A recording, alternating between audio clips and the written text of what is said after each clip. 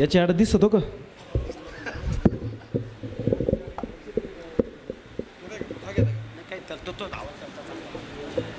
खरं तर अतिवृष्टीनं होरपळलेल्या महाराष्ट्रामध्ये सगळ्यात जास्त अतिवृष्टी कुठल्या जिल्ह्यात झाली, कुठल्या तालुक्यात झाली हे वेगळं सांगण्याची गरज नाही आहे। या देशामध्ये पंजाबसारख्या राज्यामध्ये प्रचंड अतिवृष्टी झाली, ती कशी झाली, काय झाली तुम्हाला सांगण्याची गरज नाही आहे। पण अतिवृष्टी पंजाबमध्ये झाली, बीड सोलापुरात झाली, मराठवाड्यात प्रचंड अतिवृष्टी झाली आणि केंद्रानं तातडीनं मदत पाठवली चांदवडच्या पिंपळगाव धाबळीमध्ये। काही समजलं? पंजाबचे मुख्यमंत्री वारंवार त्या टीव्ही चॅनलच्या माध्यमातून सांगत होते की आम्ही अमुक अमुक रक्कम या केंद्राकडे आमच्या पंजाबच्या एकंदरीत या संकटाच्या घडीला संगोपनासाठी आम्हाला पाहिजे आहेत। वारंवार ती टीव्हीला न्यूज चालत होती, केंद्राकडनं काहीतरी त्याच्या फक्त 20 का 30% रक्कम पाठवली।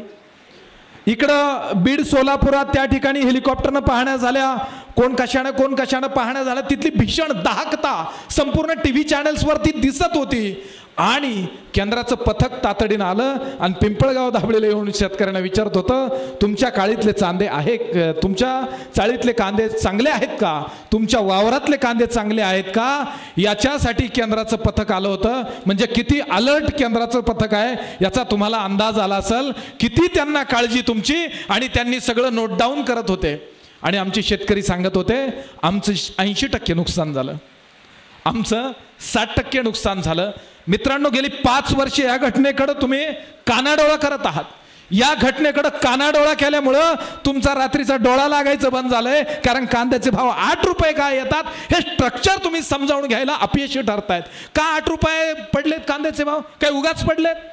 ऑगस्ट महिन्यामध्ये 14 रुपये वाणिज्य मंत्रालयाच्या वतीनं ज्यावेळेस केंद्र सरकारनं नाफेड NCCFला बाजारात उतरवलं त्यावेळेस आपल्या कानाला शिस्स ओतलं होतं, डोळ्याला भात बांधलेला होता, त्यामुळे तुम्हाला हे 8 रुपये आले हे कळत का नाही? आहे का लक्षात? त्या नाफेड NCCFनं 14 रुपयानं हस्तक्षेप केला, त्यावेळेस 23 रुपये बाजार होते। पुढच्या 4-5 दिवसात बाजार भावाची चढण थांबली, उतरण लागली आणि 14 रुपयालाही डावलून आज 8 रुपयावर भाव आले। हे कारणीभूत असलेली ही यंत्रणा या केंद्रीय पथकाच्या कृष्ण कृत्यामध्ये लपलेली आहे, हे समजून घ्यायला शिका ना। या मंडळींनी काही रिपोर्टिंग करायचं आणि ते रिपोर्टिंग न समजून घेता तुम्ही अशा पद्धतीनं त्या केंद्राच्या सरकारचा असलेला डाव ओळखायचा नाही। तुम्ही अलगद केंद्रानं टाकलेल्या जाळ्यात अडकला आहात, इतके अडकला आहात। पोल्ट्रीचे फार्मर ज्या पद्धतीनं ते कोंबडीचं पिल्लू मोठं करत्या आणि त्याचे रेट कोंबडीचे ते कंपन्या ठरवतात, घेऊन जात्या, तुम्हाला संगोपनाचा चार्ज देतो, पुढची तीच केंद्राची नीती कदाचित येणार आहे। या कंपन्यांना ज्यांना कांदाचा क माहीत नाही त्या हजारो कोटी रुपये तुमच्यावर कमावून घेताय आणि तुम्ही बसल्या बसल्या 8 रुपयाकडे पाहत बसलायत। हे बसणं, हे पाहणं तुमच्या अंगलट येतंय, ते अंगलट येऊ नये याची जाणीव करून देण्यासाठी महाराष्ट्रात कोणी उरलं नाही। एकमेव माणूस अधिवेशन काळापासनं, म्हणजे त्या सरकारनं, ज्या सरकारनं तुम्हाला कर्जमाफीचं आश्वासन दिलं होतं, तुम्ही मागितली नव्हती, पण त्या सरकारनं तुम्हाला ते आश्वासन दिलं, पण दिल्यानंतर मात्र ते आश्वासन, जसं लग्नाच्या आधी मुलींची डिमांड आहे, त्या मुलीला काही त्रास होणार नाही, तिला आम्ही सोन्यासारखं ठेवू, तिला तळहाताच्या फोडाप्रमाणे जपू अशी आश्वासनं देणारी सासरची मंडळी लग्न झाल्यावर मात्र तिचे त्या ठिकाणी दोष काढतात, तिला हाणून पाडून बोलतात आणि तिला त्या पद्धतीनं त्रास देतात ना। अगदी तशी तुमची गत झाली आहे। त्या मतदानाच्या आधी तुम्हाला बाबा बाबा बाबा बाबा काय तुमचे लाड, तुम्हाला बोकड बोकड, तुम्हाला टाळ टाळ, तुम्हाला पखवाज पखवाज, तुम्हाला काय काय नाही देत। सबंध महाराष्ट्रात चालतं, कुत्रं नाही ठेवलं। पण त्या दरम्यानच्या काळात तुमच्यावरती हे जे इमोशनल अत्याचार होत होते त्यावेळेस तुम्ही शांत बसला होता, ते इमोशनल अत्याचार तुम्हाला कळाले नाही, ते अधिवेशन काळापर्यंत एका व्यक्तीनं सहन केले आणि आता मात्र तुम्ही खोटे बोलले। खोटारड्यांनो, तुमचं हे खोटं, हे बिगुल आम्ही चालू देणार नाही। तुमचा हा सगळा कृष्ण कृत्यांचा हा खेळ जो मांडलाय तुम्ही आमच्या भावनांशी, तो उघडा करणार। या एका जाणीवाने पेटून उठले आणि सबंध महाराष्ट्रात रायगडाच्या पायथ्याशी 36 तासाचं उपोषण करून शपथ घेऊन जिजामातेंचा आशीर्वाद घेऊन निघाले महाराष्ट्रात आणि भिंगरीला पायाला भिंगरी लावून त्या माणसानं महाराष्ट्र चाळून काढला आणि आज महाराष्ट्राच्या चाळून काढण्याच्या शेवटच्या टप्प्याला आज नाशिकच्या या कडेकडेच्या तालुक्यांमध्ये फिरत फिरत आपल्याशी संवाद साधण्यासाठी शेतकरी महाहक्क यात्रा या निमित्तानं आपल्या या खामखेडा नगरीत आले आणि त्याच मेळाव्याच्या निमित्तानं व्यासपीठावर उपस्थित असलेले आपले वंदनीय नामदार हृदयस्थ, ज्यांनी दिव्यांग ह्या शब्दाला, केंद्रानं दिव्यांग शब्द लागू केला पण सन्मान मात्र माझ्या बच्चूभाऊनं त्या दिव्यांगाला दिला. त्या बच्चूभाऊंचं या खामखेडा नगरीत आपण सगळ्यांनी एकदा जोरदार टाळ्यांच्या गजरात स्वागत करू.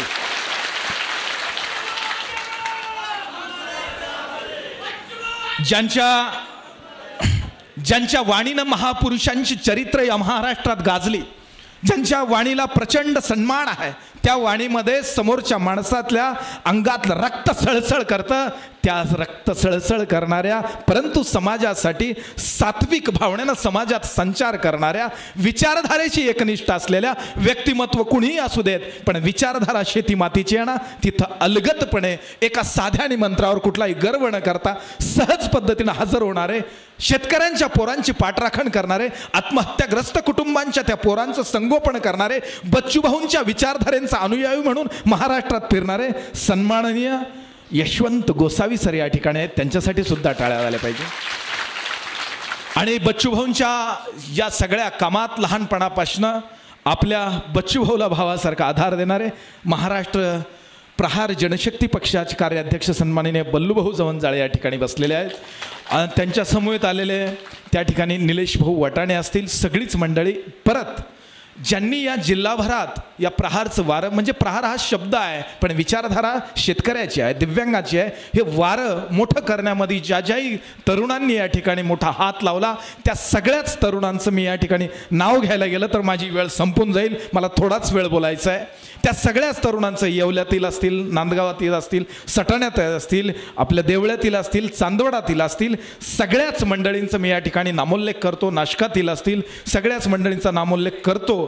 चुकून कोणाचं नाव राहिलं असेल तर माफी मागतो. आणि ज्यांनी या सटण्यामध्ये सभा आहे, मग जाताना भाऊ कुठून जाणार आहे हा शब्द विचारला, जर खामखेड्यातून जात असले तर आम्ही सभा लावू, अशी सहज सभा, सहज अशी जर खरोखर मनावर घेतली तर कशी.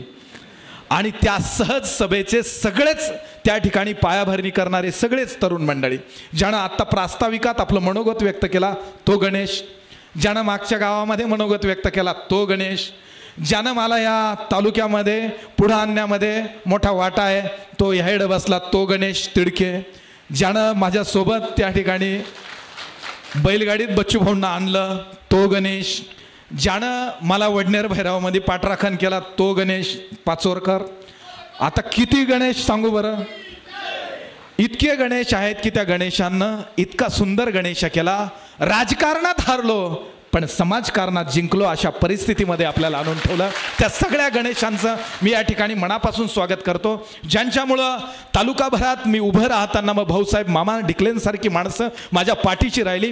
हिमालयासारखं व्यक्तिमत्व आज तागायत कोणाच्या पायाशी लवलं नाही एवढं स्वाभिमानाचं झळझळत नेतृत्व शेतकऱ्यांचं, राजकारणातलं नाही शेतकऱ्यांचं, माझ्यासाठी घराघरात पाया पडत फिरले ते भाऊसाहेब मामा डिकले, ज्यांना बच्चूभाऊंच्या चरित्राची प्रेरणा आहे. ते सगळी वडनेरकर बसलेली सगळी मंडळी, भौरचे सगळी तरुण मंडळी, अगदी कळवणहून आलेली, खरड्याहून आलेली, खालून उमराण्याहून आलेली, रत्नाकर भाऊ वगैरे त्यांच्यासोबत असलेली सगळीच मंडळी, आणि सांगवीतून आलेली मंडळी, पिंपळगाव धाबळीतून आलेली मंडळी, गिरणाऱ्यातून आलेली मंडळी, सगळ्याच मंडळींचा मी या ठिकाणी नामोल्लेख करतो. राहू शकतं कुणाचंही नाव, पण या कार्यक्रमाचं खऱ्या अर्थानं वैभव ठरलेला या गावचा सरपंच, या सगळ्यांचा नामोल्लेख करतो आणि दोन शब्द तुमच्यासमोर ठेवण्याचा प्रयत्न करतो. काय झालं, आपला प्रदेश कशाचा आहे काय हे तुम्हाला वेगळं सांगण्याची गरज नाही, पण तुम्ही फक्त मॅन्युफॅक्चरिंगचे मालक आहात. मॅन्युफॅक्चरिंग म्हणजे काय, टाकायचं, काढायचं आणि विकायचं, पण घ्यायचं काय ह्याचं मात्र आपल्याला काहीच कळायला मार्ग नाही. कुणी द्यायचं आपल्याला, कशासाठी द्यायचं ह्याच्यावर कारण मीमांसा करायचं कारण नाही. 100% मी राजकीय व्यक्ती असं समजा, पण खरोखर मी राजकारणाचं बोलतोय का हे बघा. आपल्याकडे काय पीक घेता हो खऱ्या अर्थानं, आणि मका घेत नाही काय, भलता मकाला भाव चालला. सोयाबीन इथं नाही घेत पण शेजारच्या तालुक्यात प्रचंड सोयाबीन, कांदा, सोया, मका आणि त्याला बेस असलेला शेतकरी, खरं सांगा या तीनही पिकांची काय अवस्था आहे? काय अवस्था आहे बरं सांगता कोणाला? पण जर तुम्हाला ती अवस्था इतक्या पद्धतीनं खाली आहे, तुम्हाला त्यातलं उत्पादन खर्चही मिळत नाहीये, मग शांत कसे बसू शकता तुम्ही? का बसू शकता? याची उत्तरं शोधायची नाहीत कधी? कुणी शोधायची? तुमच्या मुलाचं लग्नाचं वय 35 आहे, तुमच्याकडे किती आहे? लगेच जमतं का वयात आल्याला? मात 28व्या वर्षी झालं, अरे तुमच्याकडे लगेच जमतं का? अरे पण का नाही जमत? तुमच्या बापाचं जर 18व्या वर्षी लग्न झालं होतं, जीवशास्त्रानुसार तो त्या दिवशी परिपक्व झाला होता, तुमचं पोरगं 35 वर्षाचं झालं, त्याचं वय लग्नाचं आहे 18 वर्षाचं, शास्त्र सांगतं त्याचं लग्न झालं पाहिजे होतं, ते 30 वर्षाचं झालं, त्याला जगण्याची आशा नाही काय? का असं होतं याचं उत्तर शोधायचं नाही का? कुणी शोधायचं? ते कोण येणार तुमच्या वाट्याला धावून? जर तुम्हाला ते शोधायचं नसेल तर का तुम्ही पोरं काढलीत आणि का शेती करता? या प्रश्नाचं उत्तर कोण देणार? ते उत्तर शोधण्यासाठीचा मार्ग जेव्हा येतो ना, तेव्हा गणेश शेवाळे मगाशी म्हणाला का त्यावेळेस कुठली धुंदी तुमच्या डोळ्यावर येते, कोण तुमच्या डोळ्यावर भात बांधतं? ती वेळ ओळखण्याची आहे.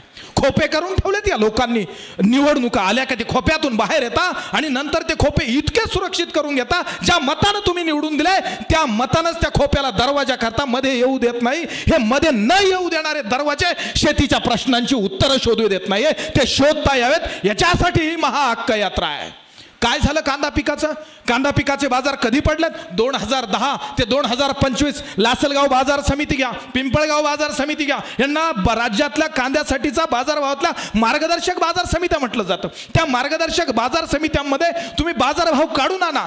मी कुठल्याही एका सरकारचं म्हणत नाहीये, पण सगळ्या सरकारचं लक्ष कांदा पिकावर का आहे? तर त्याला कोणच्यानं तो हिरो केला राजकारणाचा, त्याला शोधायचा आहे. एकाही डॉक्टरनं मला आज तागायत सांगितलं नाही. मला 2दा डेंग्यू, एकदा कोरोना आणि बऱ्याचदा पिशा कमी झाल्या मावाल्या, पण एकदा डॉक्टर मला म्हणला नाही की तू कांदा खाय म्हणून. म्हटला का? तुम्हाला म्हटलं का कांदा खाय म्हणून? पण सफरचंद खाय म्हटला.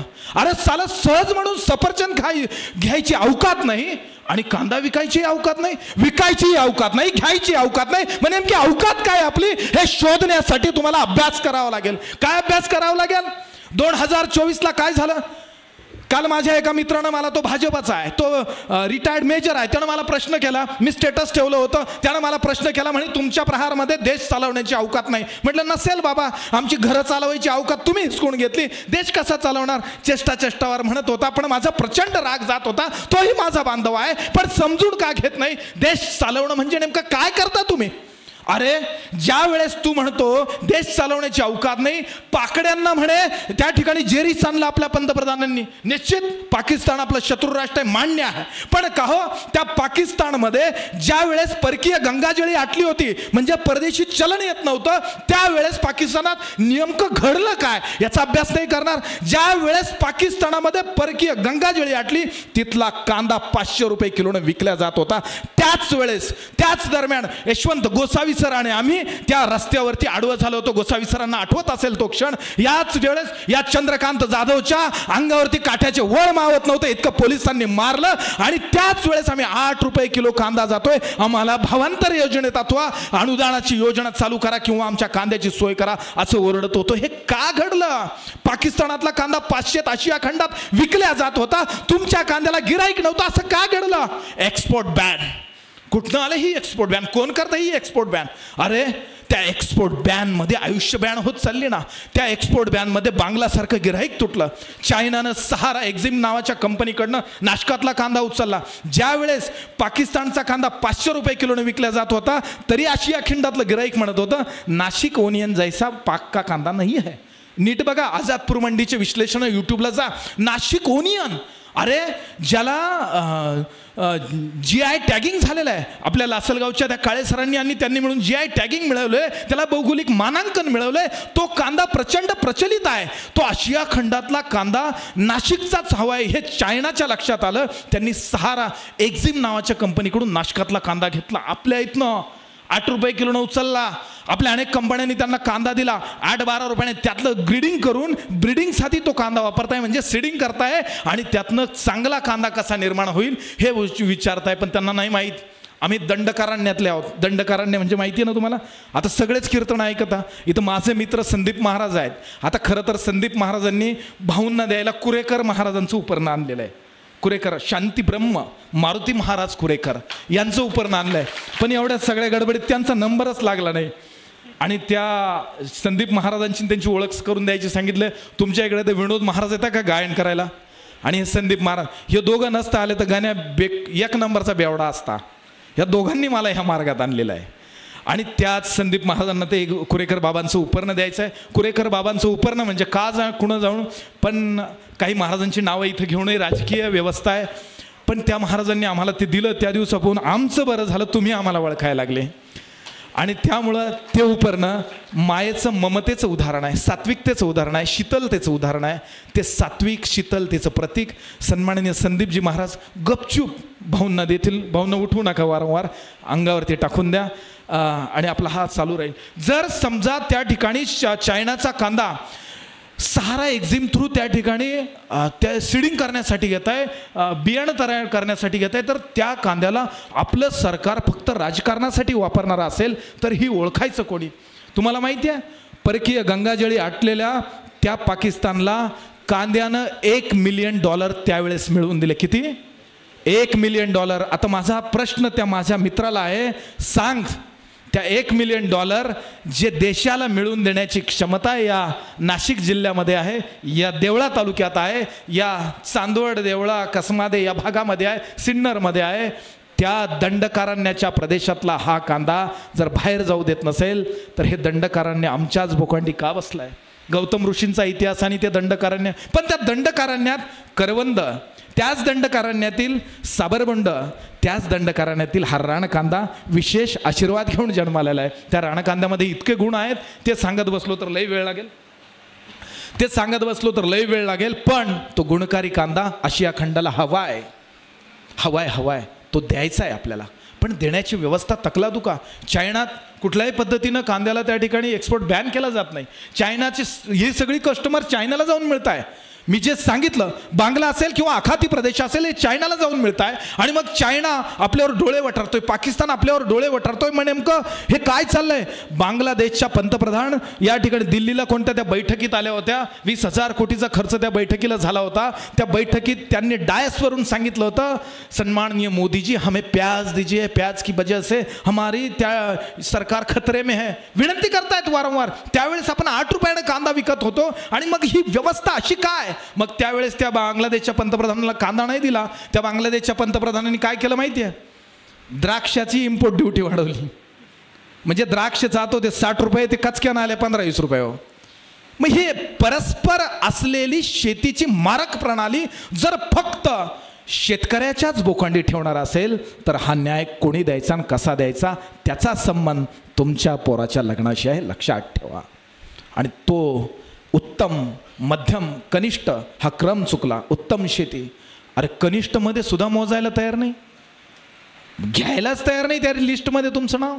ते लिस्टमध्ये नाव यावं म्हणून शरद जोशींनी सांगितलेला मंत्र अनेक नेत्यांनी घेण्याचा प्रयत्न केला, पण टिकला कोणी नाही. एकच सबंध भारतामध्ये या सरकारच्या कुशीत जाण्यासाठी, स्वतःला सुरक्षित करून घेण्यासाठी सगळ्या छोट्या मोठ्या पक्षांनी नंबर लावले. एकाच माणसानं त्यांच्या विरुद्ध रणशिंग फुकलं आणि ते रणशिंग बच्चूभाऊ कडू यांनी फुकलेलं आहे. ते आपल्यासाठी आहे. खरं आहे, गोसावी सर म्हटलं ते खरं आहे, त्यांच्या पायाला सूज आहे. 7 दिवसाचं उपोषण ज्या दिवशी चालू होतं तिथे डॉक्टर वारंवार सांगत होते, भाऊ तुमच्या शरीरामध्ये किटोन्सची वाढ झालेली आहे. किटोन्सची वाढ म्हणजे ज्यावेळेस आपण शरीरात काही खात नाही त्यावेळेस ते विषतत्व आणि त्याचं असलेलं द्रव्य याची वाढ झाल्यावर ते किडनीला फिल्टर करणं, सहजपणे फिल्टर करणं शक्य होत नाही. किडनीला सूज आलेली आहे. भाऊ तुम्ही उपोषण सोडा. भाऊ आपल्या त्या ठिकाणी वचनावर ठाम होते. वारंवार विनंत्या करूनही सरकार त्या ठिकाणी येत नव्हतं. पण सबंध विदर्भ पेटला जेव्हा माहीत पडलं आणि विदर्भ जेव्हा मोजरीला एकवटला त्यावेळेस त्या सरकारच्या बुडाला जरा आग लागली आणि त्यांचे त्या असलेले महसूल मंत्री 96 कोळी काय 52 कोळे चुकलं असेल माझ्याकडनं, ते 52 कोळं आले आणि त्यांनी त्या ठिकाणी बोललं, भाऊ जर आम्ही तुमचे कामं नाही केले, तुमचे मागण्या मंजूर नाही केल्या तर परत बसा म्हणे उपोषणाला. पाहतो निर्लज्ज काय सोपं वाटलं परत उपोषणाला बसला, खेळ वाटला? त्यावेळेस नयनाताई कडू यांनी त्या जो दम भरला होता ना, बावनकुळे साहेब एकदा देवाभाऊच्या वहिनीला जाऊन बसायला सांगा, देवाभाऊला उपोषणाला बसायला सांगा.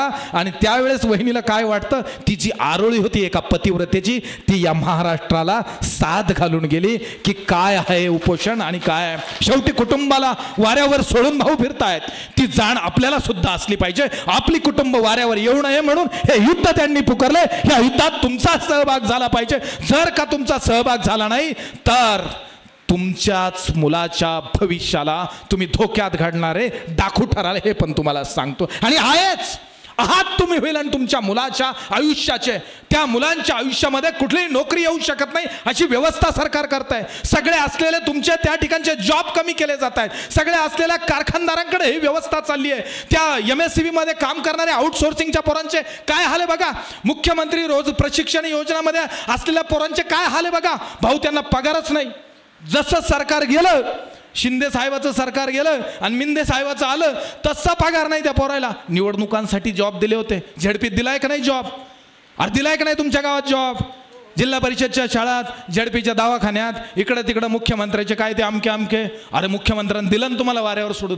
प्रत्येक ठिकाणी तुम्हाला वाऱ्यावर सोडलं जात आहे, वेठीस धरल्या जात आहे. त्यांना माहित आहे ही तुमची पोरं आहे आणि तुम्ही शंडासारखे पाहतात म्हणून त्यांची ही चेष्टा चालली आहे. का पाहतात तुम्ही शंडासारखं? या प्रश्नाचं उत्तर जर शोधायचं असेल तर तुम्हाला यावं लागेल 28 ऑक्टोबरला नागपूरला बच्चूभाऊंनी दिलेल्या त्या आंदोलनामध्ये.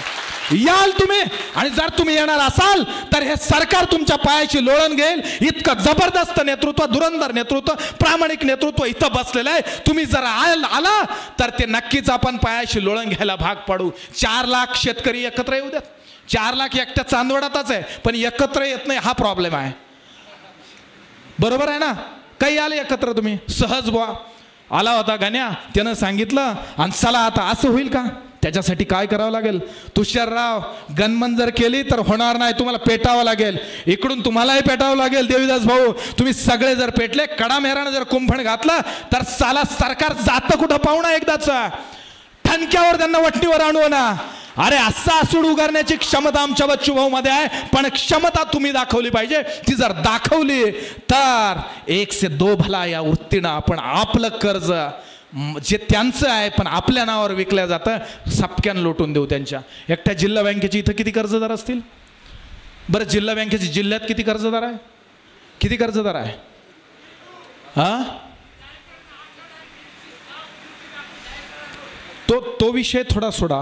पण जिल्हा बँकेचे 65,000 खातेदार कर्जदार आहेत. माहिती आहे तुम्हाला? 65,000. आणि जिल्हा बँकेचं कर्ज किती असेल हो? 750चं 1400 झालं, 1400चं 2000 झालं, 2000चं 2500 झालं असेल कोटी रुपये. का हो? तुम्ही पंकज जोशी नावाच्या ॲग्रो शिवार चालवणाऱ्या त्या व्यक्तीचं ॲनालिसिस कधी ऐकलंय का? ते काय सांगताय किती हजार कोटीचं नुकसान झालं? 5,000 ते 10,000 कोटीचं एकंदरीत ऑगस्टपासून आत्ताच्या तुमच्या असलेल्या ऑक्टोबरपर्यंत नुकसान होतं आहे. 5,000 ते 10,000 कोटी तुमचं नुकसान होतं आहे आणि 1400 आणि 2,000 कोटीसाठी तुम्हाला नोटिसा लागत आहे. आपल्या दिमागमध्ये काय येत नाही या गोष्टी. हा गुणाकार त्यांचा होतो, आपल्या माथी भागाकार कसा येतो याचं उत्तर शोधण्यासाठी एकदा याडा रस्त्यावर. 40 एकर क्षेत्र असलेल्या माणसाला 20 लाखाच्या कर्जासाठी लिलावाची नोटीस लागते. वारेने आहे 40 एकर क्षेत्राची 20 लाख रुपये किंमत. तेव्हा बापानं पाहिली होती का म्हणा साल्या? हा भाऊंचा डायलॉग येतो, कसा काय निघाला काय माहिती माझ्या तोंडून. पण हे खरंच त्या पद्धतीनं आपल्याशी वागणार असेल तर आपल्याला त्याची उत्तरं शोधावं लागतील. या कांदा पिकानं तुमचा सन्मान आहे, या कांदा पिकामध्ये तुमचं आयुष्य आहे, या कांदा पिकामध्ये तुमच्या आयुष्याचा आकार आहे, त्या संवेदना आहे, तुमच्या कुटुंबाचं कुटुंब वत्सलता त्यात आहे, त्या गावाचा शीण आहे, त्या गावाचा भाग आहे. तो शीण भाग जर तुम्हाला दूर करायचा असेल तर गप्पा मारून चालणार नाही. टेक्निकली जावं लागेल, तंत्रशुद्ध पद्धतीनं जावं लागेल. ज्या दुबईमध्ये हा कांदा जातो ना, शेवटचं सांगतो, 2,70,000 मेट्रिक टनाची खरेदी झाली होती. किती? 2,70,000 मेट्रिक टनाची. तेव्हा आम्ही आरोळ्यात ठोकू सांगत होतो, अरे आधार कार्ड नका देऊ, बँकेचं पासबुक नका देऊ. पण आपले पहिले नंबर नव्हते तिकडं. आमचे लाल कांदे चिळाले का तुम्ही द्या त्या, आणि तुमचे उन्हाळा कांदे चिळाले का आम्ही द्या त्या. घ्या ठोकून आपल्यातच. 5,000 कोटीचा भ्रष्टाचार आहे. हायकोर्टात विश्वासराव मोरेंची तक्रार आहे. 5,000 कोटीचा संविधानाचा अपमान करणारी घटना आहे. एक घटक असा नाही का त्याच्यात पैसे कमीत नाही. एक घटक जो आपल्या शेजारी बसतो तोच आपली ठोकून जातो, तरी कळू नाही राहिलं तुम्हाला.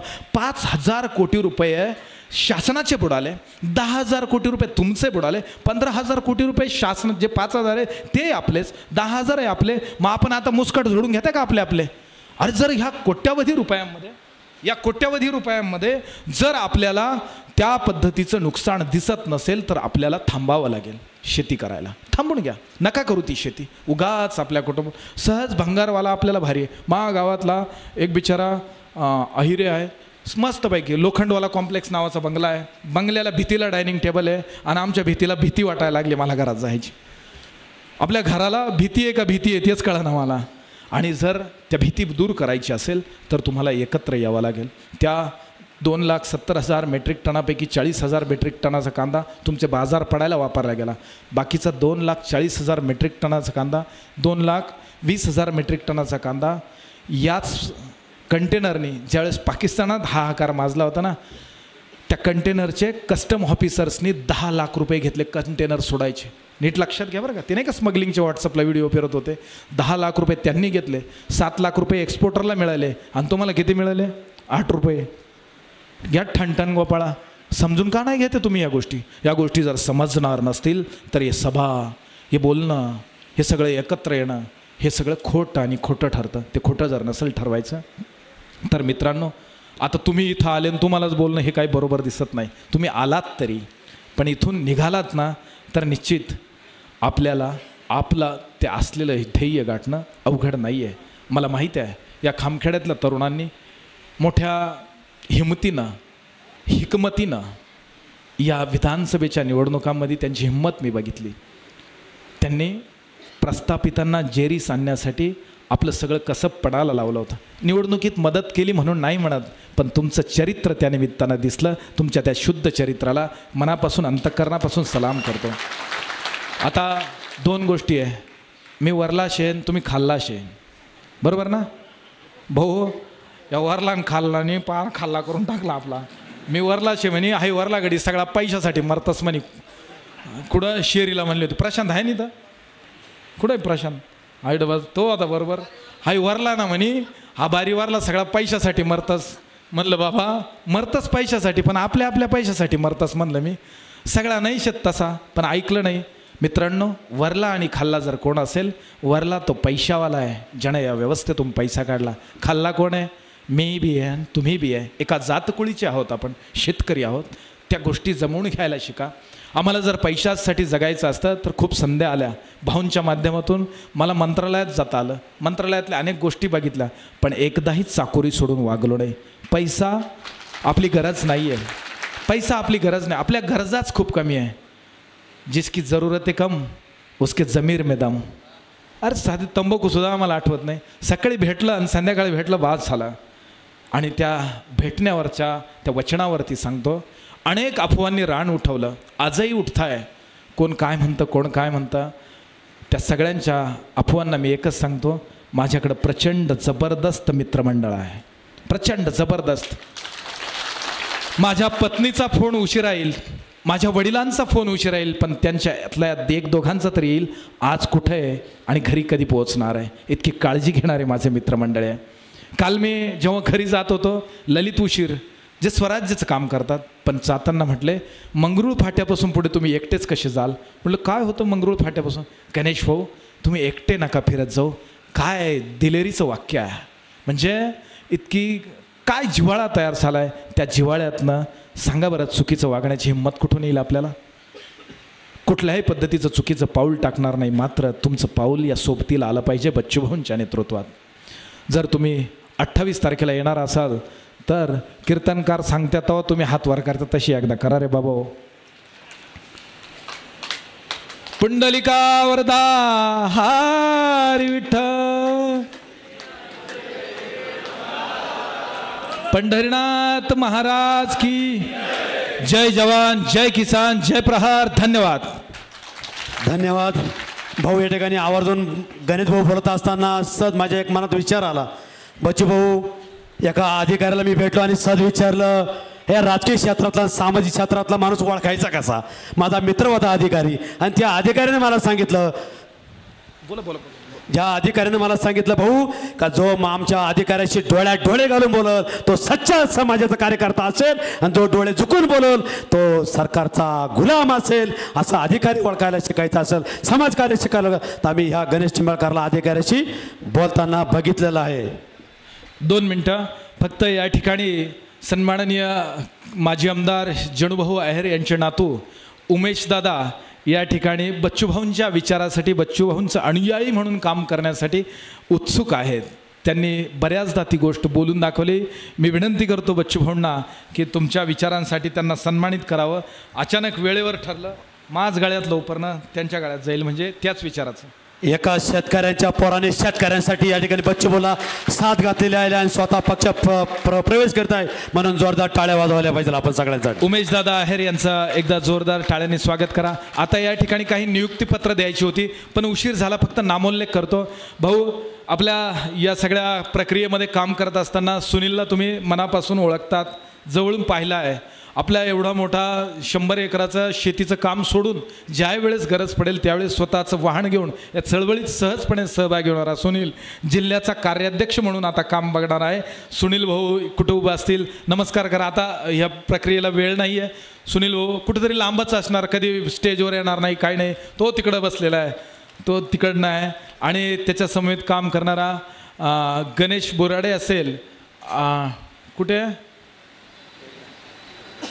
हां, तालुकाध्यक्ष म्हणून त्यांच्याकडे जबाबदारी. अजून कोण आहे? किरण चरमळ यांची तालुकाध्यक्ष म्हणून आहे. यांची युवा तालुकाध्यक्ष म्हणून जबाबदारी आहे.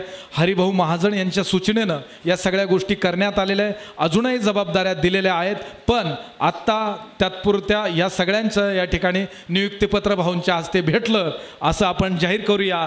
आणि पुढच्या या चळवळीमध्ये अजून मोलानं काम करणाऱ्या मुलांना कदाचित या ठिकाणी सुनीलला भविष्यात जिल्हाध्यक्ष व्हायचं असेल तर जरूर व्हावं, पण काम मात्र याच जोमानं करावं एवढी विनंती करतो आणि थांबतो. जय जवान जय किसान. धन्यवाद. तसंच या ठिकाणी रत्नाकर भाऊ देवरे आहेत, त्यांच्याबरोबर आलेली सगळी मंडळी या ठिकाणी त्या सगळ्या प्रक्रिया करण्यास उत्सुक आहे. भाऊरची मंडळी आहेत, त्यांनाही त्याच गोष्टी करायच्या आहे. आम्हाला भाऊंच्या हाते त्यांचा प्रवेश कधीच झाला आहे, पण त्यांना भाऊंच्या जवळ जायचं आहे. एक भाऊंच्यासाठी जवळ जाण्याचा सेपरेट कार्यक्रम आपण करू. ही आंदोलनाची वेळ आहे. आता आंदोलनाचं ऐकूया. सन्माननीय वंदनीय नामदार बच्चूभाऊ कडू आपल्याला संबोधित करतील. धन्यवाद. खरं तर ज्या माणसानं 700 किलोमीटर वाचून गोसावी सरांनी सांगितलं, अक्षरशः पाय बघून घ्या सगळ्यांनी. मीडियावाल्याला विनंती करतो, पाय दाखवा.